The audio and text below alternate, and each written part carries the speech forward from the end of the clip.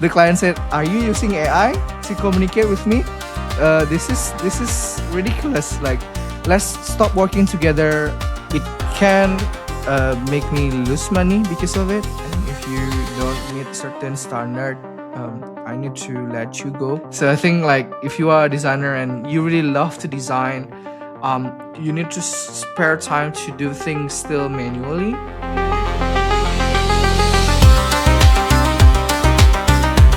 Welcome to Beyond the Brief. On today's episode, I'm speaking with Steve Lauda of Blissful Design based in Denpasar, Bali. Steve's studio is a really high-quality, craft-driven design studio. So that's one of the reasons why I really wanted to speak to him.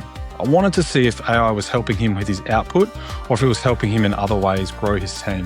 We cover a lot in the chat, including when not to use AI. Steve learned the hard way. But he also is using it in a lot of great areas. He's using it to help train his team, and he's building training platforms to educate his staff on how to use it, as well as create output for his projects in ways that he could never do before. It's increasing his speed and the quality of his output. It's a wide-ranging chat, and I really enjoyed it, and I hope you do too. So let's get into it. Steve, pleasure to have you Hi, on the Jared. show. How you It's been? a pleasure. I'm great. How about you? Yep, doing well, thanks. Yep, in sunny Perth here. I live in a place called Fremantle, and I hear you live in Bali, which is a beautiful part of the world. Yeah, you too, I guess. Yeah. From the way I see it, like the environment, like it's kind of like sunny as well in there. Yeah. We got a lot of coastline, a lot of beach, and at the moment it is a beautiful day. Very sunny, not a cloud in the sky, so can't complain. Nice. So look, I've been following you on X for a while, and I'm very happy you've joined today. I've noticed a lot of your work, and for those that are watching from home, Steve's a craftsman. I love your posts. You spend a lot of time on small details, and you have a decent sized team with your business as well. So it was important for me to get you on the show because I wanted to talk about not only the approach that you have to your work with this new technology, but also how you manage your team in a company that's the size you have, and how you grow. Your business is poised as a sort of a design growth for teams. So you help your clients grow. So I'm interested to learn how you do that. But before we start, I'd love to hear from you, your sort of journey to get to where you are now with Blissful, because you've worked different roles in the past. You've worked for other people and now you're working for yourself. So I'd love to learn about the experience of previous roles and how you made that leap into creating your own studio. And now where you are, which is really successful. I'd love to learn about it. So tell us your journey. Okay, so thank you, Jared, for the time and the chance given to me to tell about this. So a fun fact, I don't start as a designer. I started to work like officially as an employee when I was 17 years old. So back then it was in the high school. And my first job is become the salesperson for life insurance. If you know, like AXA, I think it's quite popular in Southeast Asia. And I need to do that is because like I'm growing in a struggling family economically, and I have to make sure that I can pay my own tuition in the high school. And then, I'm working when, I went back from school, and then I work up until evening. So I'm quiet. People call it naughty. Like I don't do my homework and I'm quite rebellious towards my, my teachers, because like I told them like I have to work because there's no other way for me to pay for my tuition if I don't work. So that's why I also cannot do my homework. And long story short, I graduated. Thankfully, I can pay up until the graduation. And then in the meantime, before I went to college, I feel like I kind of bored with the sales life because like I've been doing it for roughly 2 years. And then I started to look for more opportunities and I fall in love with photography, videography. I think back then in 2014, 2015, there's a lot of like videographer that blows up in YouTube, and I kind of like get inspired to do some sort of like a small scale business that doing the same thing in Bali. And then I don't really have that much money back then, but thankfully I can buy my own camera and then started to like doing sales in Facebook. I'm just like going into the Facebook group of wives and husband that doing their hobbies, like they're doing for example, they love to collect die cast for the husband. And then I asked them like, hey, do you want me to take pictures of your die cast and then like make a poster out of it, and then I will bring it to your home, and then from there I can make my own money and you know pay my own tuition for my college as well. And then I'm doing that for freelance, doing during my free time. And then I realized like a lot of people also doing the same thing, and then the competition is becoming really really competitive. not yeah, not really that healthy. And then I decided to focus on college because luckily I can pay my tuition up until fourth semester back then. And then I start to feel like college is not really for me. Like I feel the education in here is like being purposefully being delayed. If that makes sense. Like if something can be done within one semester, it's kind of like being stretched out for Right. 2 3 semesters out of Right, it. right. So then like I got bored because like the pace of the learning is very slow. And in the fifth semester I decided I think it's better for me to just like doing the work that I love. And I discover design can make money when I was in the fourth semester because I have a you know multimedia class back then. And then the lecturer told me like you are doing a good enough design. I think if you do design business like a freelance, you can make money out of it. But at the time, I kind of like not confident. But what I'm confident with is that back then I thought it's better if I'm like aiming for a local business that have a subjectively bad design and then try to challenge the owner like, hey, if I can make better design within a Yep. day, how about you hire me as a graphic designer? And then at that time, I'm grateful that the owner accept the challenge and then ultimately accept me an employee. Although I don't have the degree, but like he is quite impressed with the design. And that the place that I'm working first time as a designer is called Monarch. It's a school actually for people that wants to work in a cruise ship. So it's like training for hospitality if they want to become, bartender, waiter, waitress, that kind of stuff. And what I'm doing is like redesigning the website, the marketing materials and stuff. And I'm kind of like growing in that school. Like they at first they are struggling to find students, and then when I joined in the first year, by the next year of when they opening the registration again, they are overflowed with applicants and they are quite by that. But then I decided to quit because I've been there for almost 4 years, and I feel like my career is like not going anywhere because it's a local business. I don't know anything beside what I'm doing there. And then I want to find more challenge. And one of my friends working for startup in Singapore, and he said like, hey, there's one startup in Singapore that want to hire a designer. And then at that time in 2018, I think at the time there's like two type of designers. If I don't know, like at the time there's a like creative designer, the one that doing marketing and everything else, and then product designer, and then like a print and digital, so a graphic designer and a digital designer. That was yeah, about as far as it went. yeah. And then there's a startup. It's called Glins. Back then, they just finished their seed funding, and then they want to scale their team. And I decided to join the Singapore team back then. But the funny thing is that when I joined, they give me the contract. They decided to also expand to Indonesia in Jakarta. So during my first year, second year, I go back and forth between Jakarta and Singapore because like have a designers meeting in Singapore, but I also need to grow the marketing in Indonesia. And then I grow my career rapidly there as a designer, but not the quality of the design. Because like, so what was the main sort of thing you were learning there? Was it learning the ropes with a bigger client rather than your design skills? It's more towards like organization. Because like I started as a like kind of like the founding designer, just myself. And then there's like 3 product designers, but we are not really under the same umbrella because like product designer belong to the product team where myself belong to the marketing team. But like I'm quite rebellious, and then I said design doesn't make sense if they are like being separated. And then they ultimately merge it together. And then like we are getting stronger back then. And then because the Indonesian part of the startup is getting massively scaling, like they make a lot of revenue. and we are turning a lot of things and doing a lot of like experiment, and then they give me the chance to build my own team. So that's where I started to become like design manager, they call it like that. Right.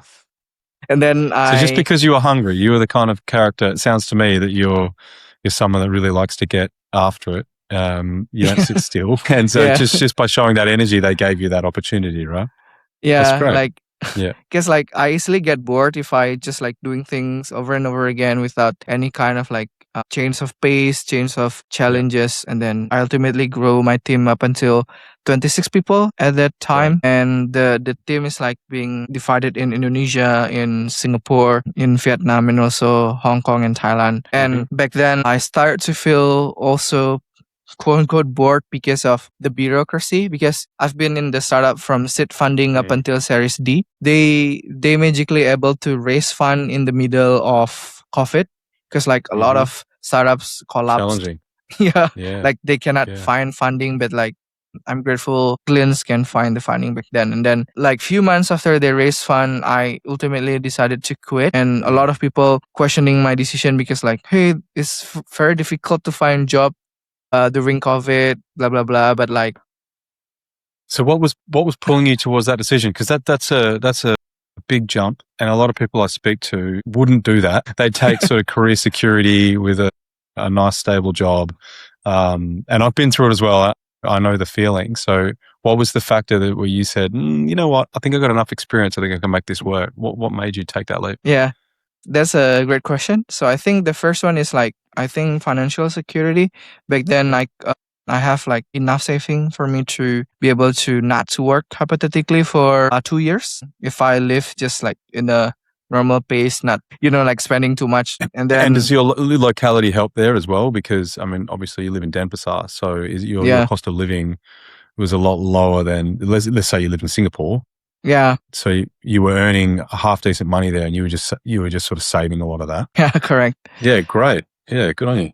And then the second one is because like I think a few months prior for me to decide to quit is that my mom getting really sick, and she ultimately passed away a year after. But like at that time, I feel like I don't think I can juggle between the work and taking care of her. And I decided to quit. And then from there onward, I joined a design studio in Indonesia because like I met this person when I was in Singapore. And then at first I become the client of this design studio. Like I outsource a lot of work to the studio because like we produce massive amount of work, and like the in-house team, even though we are a lot of people, we also cannot handle that. And then we decided to hire external. And then the owner of the studio feels like my work ethic is quite impressive considering my age. And then he said like, if you decided to quit from the startup, why don't you join my studio? And then I joined and I stayed there for several months. But like my key learnings there is that like I realized the life of startup and the life of studio serving a lot of clients is very contrast. Yeah. As opposed to just like surfing one brand, although they have like sub brands, you have the leniency to negotiate timeline and all of those bureaucracy. Like you kind of like have the high bar of tolerance if you don't really deliver the work.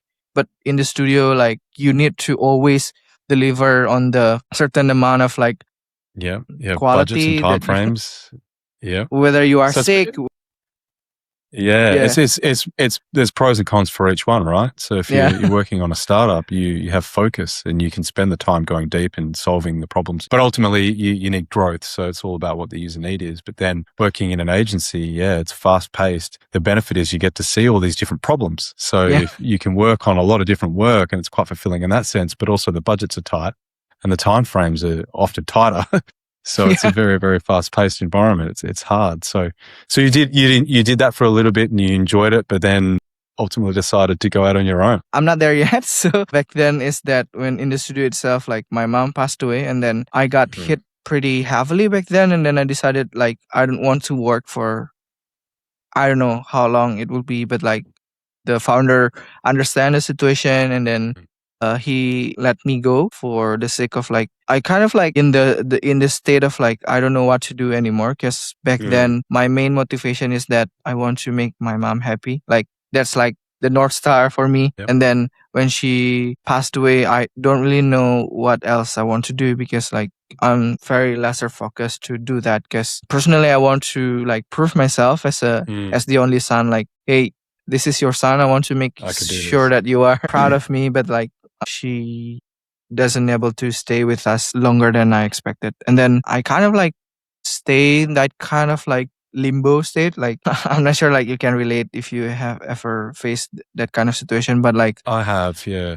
yeah, I've been there. Yep. So I like understand where you're coming from. you wake up and then you you suddenly don't really have the energy to just like keep going because like yeah, and then I don't really know what I want to do. So we went from that state. You were obviously it's not a good place to be, but where you are now, you seem very accomplished. You seem quite successful.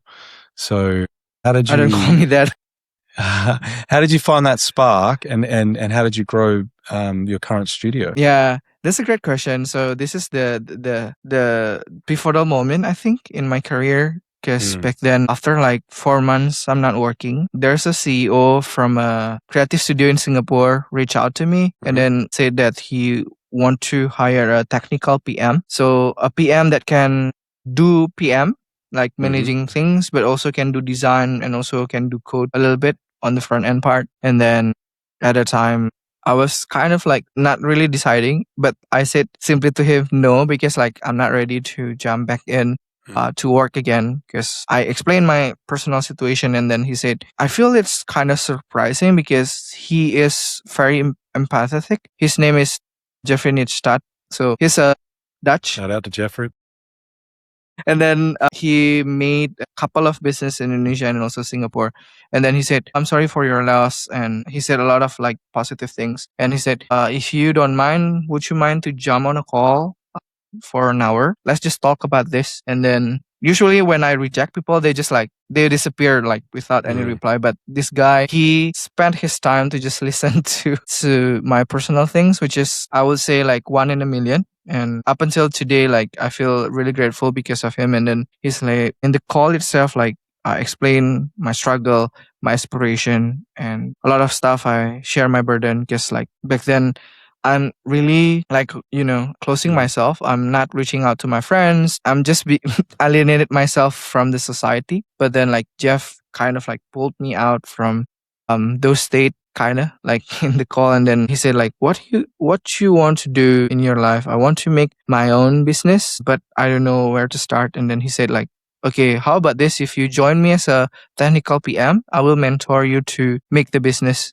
along the way. And then because of that, I decided to join. And then I stayed there for like 2 years before. So back then it was 2022. And then in 2024, I said to him, I think I learned quite a lot from you. I want to make my own business. And then I started to reach out to my old friends that previously, like asking me to like join their company and whatnot through LinkedIn, and then said that I create this studio. Would you mind to become my client? I'm happy if you just pay me this amount. And then they said, oh yeah, that's great. It's a great time for us to connect again. And then I just stay for like, I think 5 months by myself just to serve 2 clients, which is like enough to keep me going. But at the same time, I'm still in that time you were. No, that's great. So in that time of getting started, so it's great that you had Jeff sort of supporting you and skilling you up and easing you into your own business, and you had your network there to support you from a client base. So for like 5 months, you sort of worked for a couple of clients, but then you were working on your processes. You were solidifying, so you're actually turning into a company. That's good. That's great. And so at that point, you've now got a couple of clients, you've got a fledgling studio. And when was this? It was about 2023, 2024? It was in the late of 2024. And then I started to, again, I feel like I don't have enough challenge back then. Like, you're a hustler. It started to feel like... It sounds like you started in sales too. So I think that that is something that a lot of designers that are watching this can take something from, is that you've grown this studio, and I think the sales piece is a key factor in that. You know how to communicate, know how to sell, maybe. So yeah, I think I think so, but I'm not really sure about that. But then like I started to feel like, oh, okay, when I serve these two clients and I'm Yeah. doing this by myself, I started to feel comfortable. And when I'm being comfortable too long, I feel like life is getting bored in a way. Yeah. I think you can relate in that. And then I started to need to find a way on how to grow the business. And so that back then what I'm trying to do is that I need to have a team to take care of the in the business kind of thing where I'm working on the business. So then I already have the plan that Blissful Studio is like my stepping stone. So then like I can grow another business that can make a stable revenue. Because I think everyone knows that this, like service business is always more volatile compared to product based business. A lot of ebb and flows. Yep. Yeah. And then that's my goal actually. And then I started to like build the team bit by bit. But like in the beginning, the hardest part is actually finding people that doesn't know me. Because like in the beginning is because of my old network, I can have those two clients. But now how can I grow my audience? Because like my LinkedIn is not really that popular, and I don't have Twitter at the time. I don't have X account. And then I met one designer on Twitter. I haven't like subscribed for the premium account back then in the late of 2024. I think it's August. And then I met a designer that kind of like hustling. His name is Bayu. I don't know if he's going to watch this, but I'm going to share this to him because like I'm going to give a shout out to him later for this. That he said, if you want to find clients, I think X is the best place for you to do so. Because on LinkedIn back then, it's like they start to grow into those place where people just like spamming replies everywhere. They're still doing it. Yeah. It's funny, isn't it? Like LinkedIn is the AI slop. A social network, and people are always posting the same types of content there. It's not bad for your profile, but I agree with you in terms of reaching a global customer base. X is definitely a much better platform for that. It's a different feel. It's much less formal. But you seem to do a really good job with your content. I heard you mention you may have a coach now, so there is a tone and an approach to your content that I see. It seems to be focused on just quality output. You're just sharing the work that you're doing, and the work that you're sharing has a very strong sense of detail. Thank you, Jared. So you're not always showing like the whole interface. You might just show a snippet of something that you've spent a lot of time perfecting. Is that intentional? Yes. So back then, like Bayu just told me like the checklist of like how do we get the client, and then I work on that checklist and I figure things by myself. And there are people like tell me you need to plan things out, and there are some people just like just do it for fun. And then I tried both, and then I ultimately feels like I think I'm naturally feeling more comfortable with the impromptu approach. I think for some people they really love to plan things out and just like plan out what they post, what they want to do for the rest of the day, and just like plan out their post. But for me, I feel genuinely more energized and not being drained out for my personal energy when I just do my social media just for fun in a way. Like I don't really like think about like what I want to post, but when I work on something, I feel like this is interesting to post, I just post it. And to your question, is that intentional for me to post the details? At first not, because like back then in 2024, my design compared to now is like a lot less better. Like it's really sucked. I think everyone have that kind of like evolution every designer phase. thinks the same thing. And I would say like by joining Twitter, like and seeing a lot of like great designers, including yourself, I love what you post and I love your design as well. Thank you. Like a lot of people like inspired me to get better. And arguably, I would say like throughout my career as a designer since 2015 up until now, I think my quality of design increasing a lot when I, get exposed with designers from X. Because like people say like designers on X are on bubble, but in a way you can just like see it in a positive lens, because like whatever happening on Twitter, it's like the upper echelon of design. It's a high quality bar. Yeah. I've got no problems with being a bubble because the quality bar is so high. So you see a lot of great designers posting amazing things and it strives you to be that good. And if it's a bubble of the top 1%, I don't mind being, it's great. It pushes you to do better. So I completely agree. It's a great platform for that. People have a negative opinion of X sometimes, but I think if you prune it and you follow the right people and you get involved in a community, it's a wonderful place to grow and find clients. Okay, so you're posting content. It seems to be going well, and you started Bliss. Now, how many staff are you now? How many people do you manage in the studio at Blissful? Including myself, it's to be 10 designers now. Because Great. Now, are they based everywhere? Are they all over? No, it's Indonesia. I tried to grow my team based on several places, but I realized like one is about culture, because like people have different culture, they have different way of speaking their mind, and sometimes we have kind of like culture clashed because of that, and then we tend to have a miscommunication that is unnecessary in my opinion. Interesting. And then the second one is about... what's different? Give me an insight into that, because that sounds really interesting. So what's an example of that with working with an international team? Like, is it a certain people's more agreeable than others, or certain people too blunt? What's the difference? I will not mention the country, but let's just say like this person is from country A, and then they are very strict about like their holiday. Whereas here we are quite lenient, and I was just saying like, okay, it's okay if you take the day off for your holiday, but like, because it's a bit like case by case situation, but this person forgot to like put all of the work that he did in a separate file. And then he doesn't bring it. Can you just like bring it? And then this person said, because of my culture, I cannot touch my laptop during this day. Right. Like, okay.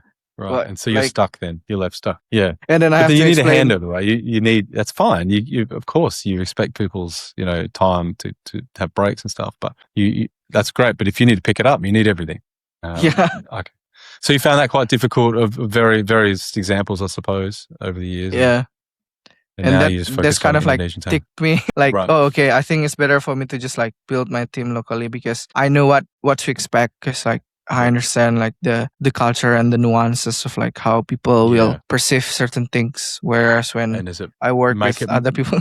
does it make it much more easier also, obviously, speaking your native tongue too with your team? It's a lot of loss of lesson, lost in translation.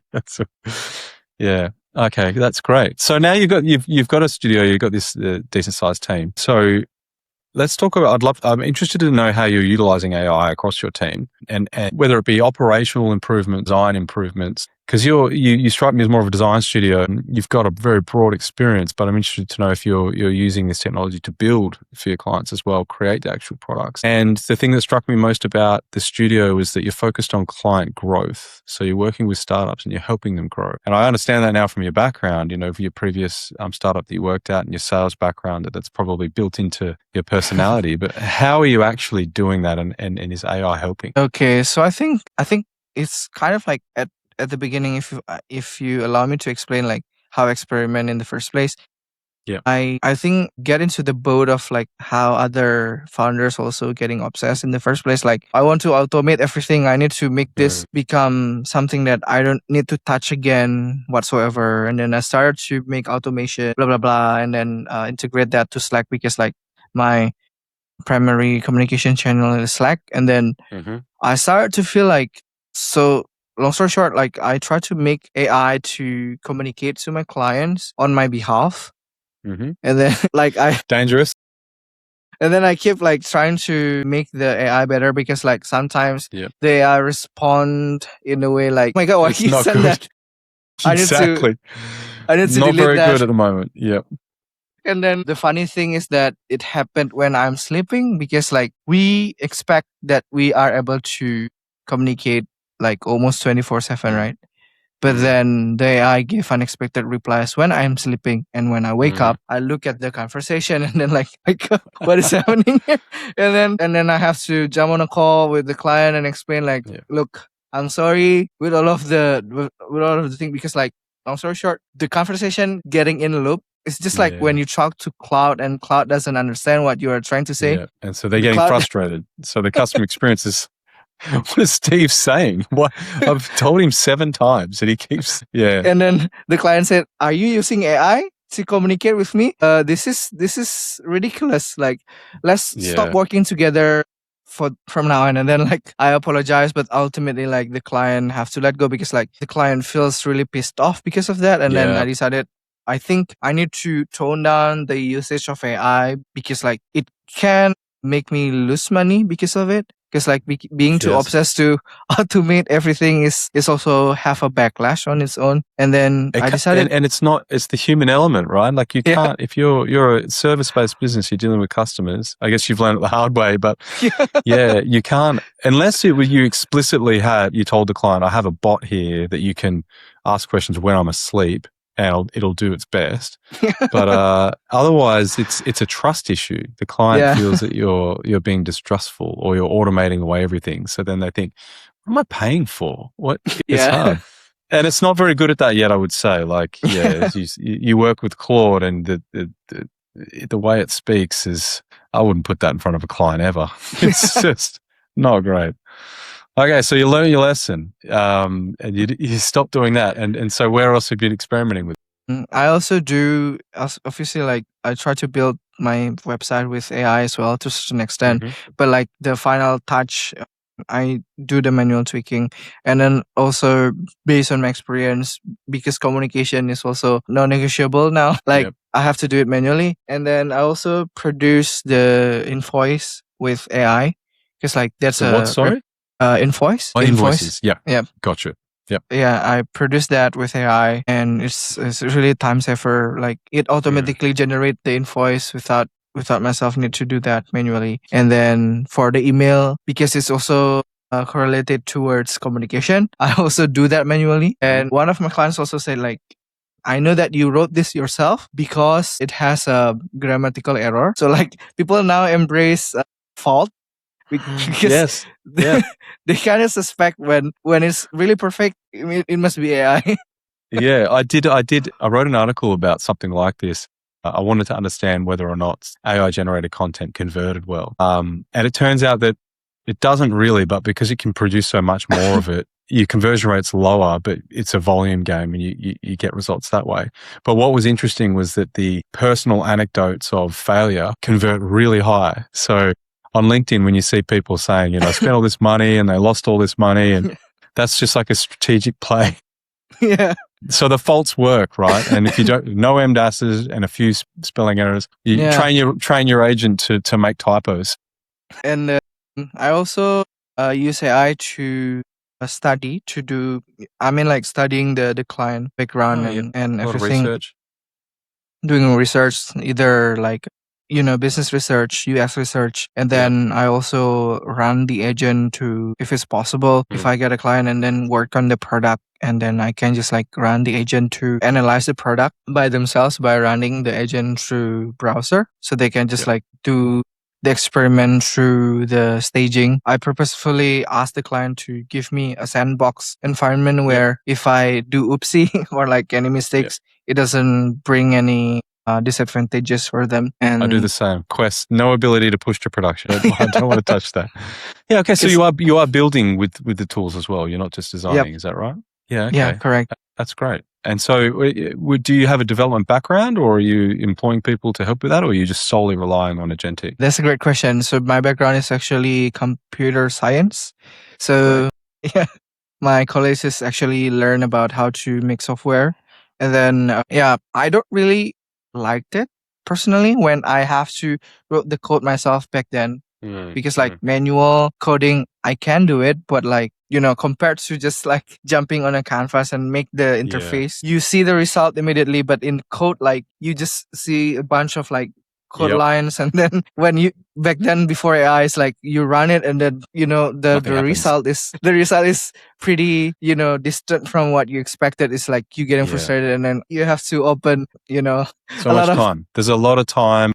I share the same. I did a multimedia degree as well, and I used to do ActionScript and Flash and things. And it used to frustrate me that if I put a colon, a semicolon in the wrong spot, or a comma in the wrong spot, the whole thing would just crash. Can't the computer figure this out? This is so frustrating. And like you, there's a joy of being able to just draw on a canvas and see the result. But what always bothered me about that was that, it's not the real thing. You're still an abstraction from the final product. Yeah. And you still had to work with the team over a long period of time to get that right. And you would annoy the hell out of engineers because you'd want it perfect. You'd want the animations right. And they would just, this is not worth the cost. And now you can do that live. I can see the end product and build. So you guys are doing the same thing. That's great. Yeah. Yeah. So how are you using it? So you're doing a little bit of operations, so invoicing and things like that. What about on the design side of things? Are you using it to help iterate, do design research? What kind of workflows are you using to sort of speed up and improve your output? Okay, so that's a great question. I think to put it in a good way to explain this is like I would like imagine you as my client, Jared. Like you have a Yep. startup, and then you decided to work with me, and then I invite you to Slack, and then in Slack I will just like explain what is the next steps. So usually I just like explain to you like what's going to happen in the first week. Because like prior to that, like you explained to me what you need from me. And let's just say like you need my help for everything. And we've discussed it in the call, like you need branding, you need website, you need my help to also polish the product. So when we jump into the Slack channel, it's going to be like both of us know what to expect it next. And then in Slack, I would just like sending to you like what is the next steps. And I usually just issue the invoice through email. I do the manual invoice and manual emailing because like it feels more personal. And there's also like the plus point, like they said like I really appreciate this because like you put your thought in it, and I suspect that this is something that you wrote by yourself and not by AI, and I love that. And I keep doing that. And then after that, I built the timeline, and I have the timeline builder in Figma, like a template. And then now agent also exists in Figma. You can just like ask the agent to change the date and like put like the actionable there. I usually, when the client started with branding, if branding is part of the work, I always start with the branding first because like that's like the cornerstone of everything that encapsulate all of the work, because we need to make sure that I think like AI slop can generate a lot of average looking software, website, and whatsoever. What it does, it's an average generator. That's exactly what it does. It's very bad. My view is it's very bad at design. Yeah. It might get better, and we are seeing some improvements with like Claude design, but it doesn't have the nuance. It doesn't have the quality yet. And yeah, so I agree. I think a lot of people just use it and say that's why we're seeing this prevalence of AI posters everywhere. There's the gig poster, the festival poster, everything. They all look the same because people are just using it to just spit out the average. So I think the design studios like yourselves aren't going anywhere. The work changes, of course, but yeah, quality still matters. So sounds like you're doing the same sort of thing. Yeah. And then I give you like a quiz to explain like what you have in mind. What is your vision for your application, for your business? What differentiate you from your competitors? Who is your competitors? Who you are looking up to in terms of like pop culture? I ask questions not just like things that related to the business, but also something that outside of the business, because I draw inspiration everywhere. Because sometimes the click moment happened when you kind of like draw inspiration from things that unexpected. For like, for example, I asked my clients like, what is your top 3 musics and why? And it kind of like make them thinking like why they like that. And there are some clients that really appreciate the quiz because like it's kind of like uncommon for people to ask them. Before. Yeah. It's funny, isn't it? Like, I mean, I've done a lot of workshops around sort of brand strategy over the years and product strategy. And, you get a business in the room and you might have 3 co-founders and you start asking these questions and you quickly realize that they've never been asked them before and they're not on the same page. They'll all have different views of what something would be. Okay, well, and as you say, it's like this outside thing. It sort of unlocks a whole bunch of different ways you can approach things. It's the right way to go. Yeah, that's really cool. And I have also 3 uncommon questions that I asked in the quiz, which is like, do you have a very memorable dream that up until today you still remember it? And then can you explain that? And then the second one is like, if you can be a character, whatever that is, from a movie or like it can be comic book or whatever, who that is and why. Yeah. So it's like And then So you're the learning third some one, personal psychology to sort of help understand like what kind of things I'd like to see. Is that how you apply it? So the yeah, answers to those questions, is that like it helps with the stylistic output? yeah. Sort of what you, yeah. Okay. That's It's kind cool. of like helping me to understand like how they think as well, and Yep. kind of like I also now use the AI to also like try to find like pattern and also analyze what kind of person this is, although I'm not going to just like accept what the AI is trying to explain to Yeah. me based on the explanation, but it's kind of like giving me to a certain extent the angle or like perspective that I cannot Yeah. think about in the first place when I analyze it manually. And then after that, what I'm doing is like creating the direction for the Mhm. branding. So branding usually like take 2 weeks more or less up until we Yep. have like essential brand guidelines, and then have like minimal logo shape, and then Yep. after that we jump straight to do the product and the website at the same time. Yep. And that happened in parallel, and along the Yep. way, usually in the first month, on the week 3 and week 4, the branding itself will also evolve, because Yeah. in the first 2 weeks it's all about like creating the artifacts, like creating the foundation, but it doesn't being stress test in the real environment, like in the website, Mm. in the product. Yep. And Different we flow kind of like, states, different visuals that you need. It evolves as you go, right? So it's this ever improving sort of organic approach to creation. That's quite a fast and turnaround in terms of the website and the product that we do at the same time. So what kind of scale of the web apps that you're building? Are they, small scale apps, really large? And how are you turning them around that quickly? yeah, so when it comes like within like the third week and fourth week, usually up when it comes like the startup, it depends on like how complex the product is, but Yeah. sometimes they just need certain features need to be done, because like they need to demo that during the demo day, for Oh, I see example. what you're If saying. it's like a pre-seed or like seed startup, they just want to show the great things on a certain areas. Obviously they will Yep. not demo the entire app, but after that we spend around like 3 to 4 months to make everything perfect. Right. So, because you're primarily focused on startups, right? So I guess Yeah. that makes sense. They just have some sort of presentation for capital raising, and you're honing in on that. Yeah, great. Which I did see on your website. You do decks as well, so Yeah. investment decks. So that makes a whole lot of sense. So, is there any sort of like practical web workflow that you could share or show? Any output that you've created where AI has had a really positive impact that surprised you? I think for viewers, it'd be great to see something that you've created that would really help. Okay, so I think nowadays is like the way how I leverage AI when it comes to like translating design into production directly are two. The first one is like either I design it directly in Figma or paper, or I just like jump straight into the coding agent and give them enough references, and then like Yeah. wrote down a lot of things as a brief, and I always utilize the plain mode to do it. So I think Yep. what I'm going to share is like the tool that I built Oh, great. internally.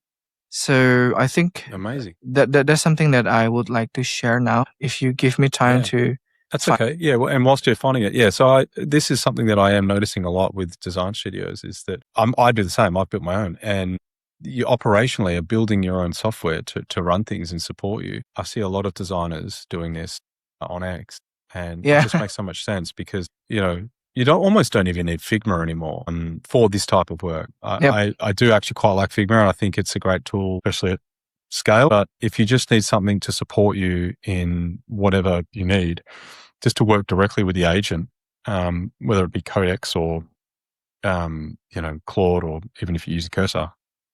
To your point, you just give it a brief, you start talking to it, and you can have something quite quickly that can support you. It makes a whole lot of sense. I've done the same sort of thing. So I have a piece of software that I've built, which, like yourself, it handles my meetings, my invoices, my contracts and proposals and things, and also as a knowledge agent. So it remembers everything of context across a lot of areas, and I can get it to watch client directories, and it ingests that context as well. I'm really forgetful, so I needed something that was going to remember better than me. And whenever I just talk to my agent now, and it remind me, oh no, Steve, at 7 minutes into the podcast said this. I'm like, that's right. Okay. So, previously the cost of doing something like that was quite high. I need a broad subscription to something that doesn't quite suit your need, Yeah. or something very expensive. And so now you can kind of build it yourself, and it's the cost of a VPS, or you can host it locally if you want. It's fine. It's amazing. Yeah. So yeah, show me what have what have you made? Okay, sure. Thank you so much for the chance to share this with That's people okay. in the podcast. So this one is like I haven't really like have time now to really focus to build this, but like my Oh first wow. my first initial thought when I want to build this is because like I don't really have a platform where I can like just build a decent presentation without blowing off my budget. So then, like, Mm-hmm. why don't I build it myself?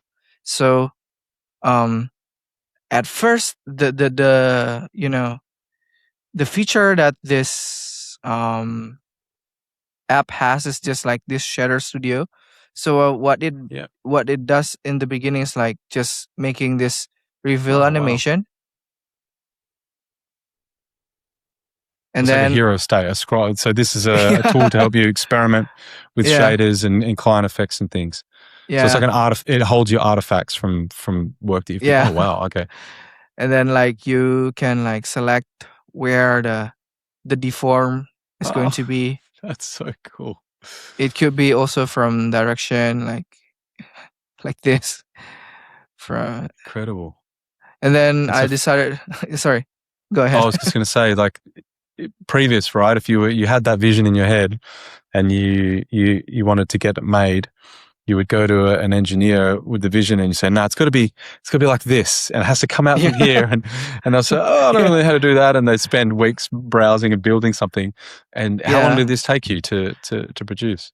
For me to get this part, like at first, like is this feature is being Mm, here, it takes me like 4 days to figure things out when it comes to like the shader on how right. it works. And I kind of like draw inspiration a lot from YouTube. Like I Yeah. find some videos where this kind of things happened, and Cool. then kind of like cut off the video and ask. Cloud doesn't accept video, so I Right. have to ask to like ChatGPT, like, can you describe what exactly happening from this frame to this frame? What is the effect? And then kind of like come up with my own wording, and then try to um, bring those prompt to Cloud, but still Yeah. doesn't Great. get it right. And I kind of So you're like iterating always, between different agents. yeah, You're using ChatGPT, using Claude, based on the capabilities that each one has, right? That's yeah. cool. I built this since January, Mm-hmm. and now like it has. I'm sorry, like if my explanation is like going here It's and okay. there. E- I have this 2D gallery, so like you can switch between images, and then you can Nice. export this as a code, and you can like embed this to the website if you want. Nice. And then in here also you can have like effects. You can stack the effect, like you can add, for example, half tone, and then you Very can cool. tweak the cell size kind of Yeah. stuff. And then like you can also rearrange um the stack. So if the arrangement is different, the output is also different, and you can just like delete it. This kind of Yeah, great. stuff, and also And make this. so this Uh, is oh wow. So this is so it's something that you can experiment with different effects for the websites that you build, yeah, and it allows you to just export and just dump it straight into the website. yeah, correct. And also building this 3D gallery. You Excellent. can change. Like I haven't played this for quite a while. Kind of forget, or like perspective stack like this. Oh, cool. Oh, nice. Yeah. And then I also get inspired with like try to bring this into Oh, cinematic, because like I'm photographer, so I would like to have a tool where I can just like make mm, this more a cinematic, where you can just like build things in here, like it's actually from here, and then you can yeah. export it to the camera studio, and then it will be in here. So Oh, that's great. Yeah. I mean, I do something not as impressive, but when working with effects, I do the same thing in that when I'm working with an agent, I'll just get it to build the controls in the UI. So if I'm crafting something in a website and you need an effect for a row, I'll just say, this is how I want it. Here's some references. Build me the controls to adjust it and have a copy button. and Correct. I'll do the same thing. I'll dial it in. That's good. Copy, paste, and it will fix it like that. But you're taking it one step further. This is really cool. So yeah, this is my internal tool, and I plan to just like release this as kind of like something you pay once, and then it's kind of like the person will just appreciate us, and not as a subscription. But I don't really have time to really get into it yet. But hopefully by August I can make this happen, and then I'll just also invite you to use this once I'd love it's to. released. Yeah, that's fantastic. It looks really useful and really fun. So that's something that you've built just to help support your own creative output, right? So Yep. you're using it across operations, you're using it across creative output. Is there anything in terms of capturing context? You've got a lot of staff and a lot of clients. Are you using it any way to sort of bring all of that context together, help ensure that everybody remembers what's happening? You got any sort of memory systems or anything like that? What other areas are you using AI for? So in that case, I still do that by myself. I haven't really like have those libraries shared to my team as well. And unfortunately, I cannot share it with you just yet That's for okay. now. Okay. It's because like it's messy, and like I think people will just like, what the hell is that? Yeah. It's not in a ready for presentation. But the way how I do it is like I connect Claude with my Apple Note, and then I ask like Claude to also connect to Slack, and then like capture the history of like how things are going in the Slack channel with the clients, and then like create the summary, put it into Apple Note. So then like whenever, because like a lot of people using Obsidian or the other third party, but like I feel I don't want to add more tools or apps into my stack. Yeah. Like it's kind of like Why overwhelming. overcomplicate it? That's brilliant. Just use Apple Notes as the database. But like the cons is that like Apple Notes don't have those, I would say like the note view. Yeah, connection points. But at the same This time, note relates to that note.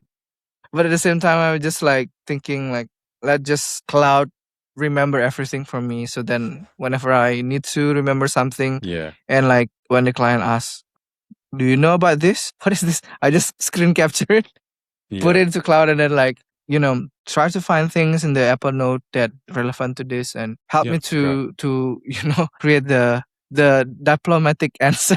Yeah, sure. So you're using Claude's memory system is really how you're managing your memory across the business, and you're giving it extra context here and there. Yeah. But that's sort of where you're storing it all. Yeah, that's interesting. It's probably the easiest way to do it right now is just let the big frontier labs, figure it all out, and you just use their tooling. One sort of counterpoint to that is sort of vendor lock-in, which is something that I've been thinking about a lot, is they keep changing things, these guys, and the price keeps changing, and 1 minute it works and 1 minute it doesn't work. So I'm probably taking the harder road of like trying to build my own stuff where I can plug a different agent in rather than just lean on their tools. But I have found that it's challenging. It's really hard to get a memory system working very, very reliably at scale. So maybe I just need to lean into these tools instead. Yeah. Oh, that's great. So where do you see this sort of stuff going, right? So the doomer view is that, every knowledge-based work is dead, design is over, and, we're not really, why don't we all just become, I don't know, plumbers or something else?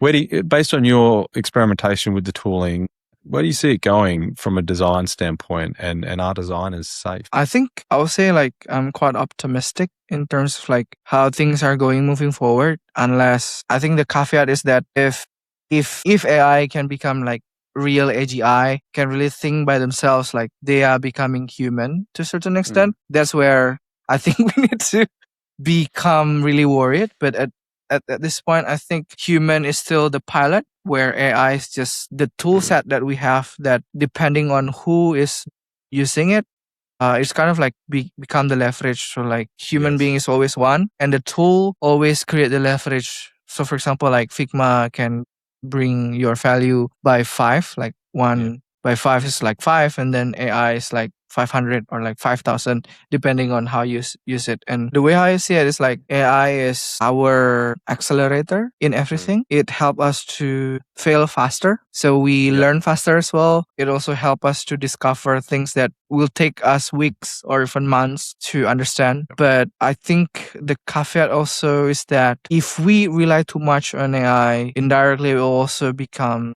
lazier, I would say. Because like the mental model always put us in the loop of like, oh, let AI do it. Oh, let AI do it. Oh, let AI do it. So I would say You don't for flex the design. muscle anymore. The brain is a muscle. So yeah, you're right. So I think like if you are a designer and you really love to design, you need to spare time to do things still manually. In a way, like doing it in a canvas, not just for your clients, but for the sake of for yourself, like satisfied your crave to build things with hands. I think. And it's like any craft, right? The more you do it, the more you know what good is, you know what great is. And you see it with all of the output of these sorts of technologies, is that it's not there yet, but it's dramatically improving. But it's if you put a very simple prompt into your point, if you get lazy, it doesn't matter how good the system is, you're still going to have a bad outcome. And especially with application design, it's not very good at flows. It's not very good at, mapping flows and making things quite concise and very easy to use. And it takes a very experienced eye to, look at that and go, we can make those 3 clicks one. And here's how we can do it. Here's the design pattern that we can use. But I will say, I kind of flip-flop between, this is just a tool and we're all going to be fine, to I'm seeing some very scary improvements here, and it's going to change a lot of things beyond even just design. I don't know where we live at the moment, but I do feel like we're in that hard takeoff phase where, we're seeing major model releases now fairly frequently. The capability is increasing very, very rapidly. But I share your view. I'm optimistic about it, and use it to do more, and use it for, rather than just high volume, low quality, maybe keep the volume slightly higher, but make the quality a lot higher. To do great work. And I feel that's what the market wants too. To your point about, people getting upset about AI, Steve, it's the same thing, right? They want high quality work. They don't want output slop that they can get themselves from using Claude. So you have to be an experienced operator. Correct. Yeah, great. And what about your team as well? Are all quite experienced? How are you driving through this sort of method of working with your team? Because that's quite a challenge. The change management of this technology is a hard thing to flush over a whole team. So I think I captured that. I saw it coming, like AI workflow is going to become the norm in 2026 since the late of 2025. But I'm not really sure when is the best time for me to bring this to the team and make them have the chance to experience it, learn about it, and get along with it. And I kind of like spent early of this year, like January, almost not sleeping, because like I tried to build out like kind of like internal curriculum of like how to get started with AI. Because at the time, I think some of them already experiment by themselves, but not all of them. And also like they don't really have like the shared knowledge. They don't have the same level of experience of doing things with AI, including myself. So I need to become like the one that giving the example. So I need to experiment, give them like someone they can look up to. So when they ask questions, I know how to answer as well. So I kind of like grind myself to get into the bottom of this to a certain extent where I can just like understand the nuances and all of the necessary stuff. So I kind of like using AI to curate the popular videos, articles. I watch them manually, read the article manually, experiment day and night, and then like kind of like make some sort of like the doc where everyone can just like, if you want to make with AI, this is how you get started, what you need to know, what you don't need to know in the beginning. Once you reach this point, you can start to learn this and stuff. So I take around like 2 months to build that. You're spending all this time, watching things closely, and you're sort of filtering that down into sort of an instructional for people to just absorb at their own pace. Yeah, That's a good correct. way to do it. But how do you got to stay on top of that? You got to constantly keep. Yeah. And then I think in the mid of March, I kind of like give them kind of like a deadline. If you don't meet certain standard, I need to let you go. So ultimately by April, I kind of like let some people go because like I think I've been lenient enough, give them tolerance enough, but like they just, I think I would say like not everyone is a good fit in terms of like certain environment, in terms of like the pace of how you Yep. learn things. And then I give them the compensation that is fair based on the law and also the regulation in the country. Yep.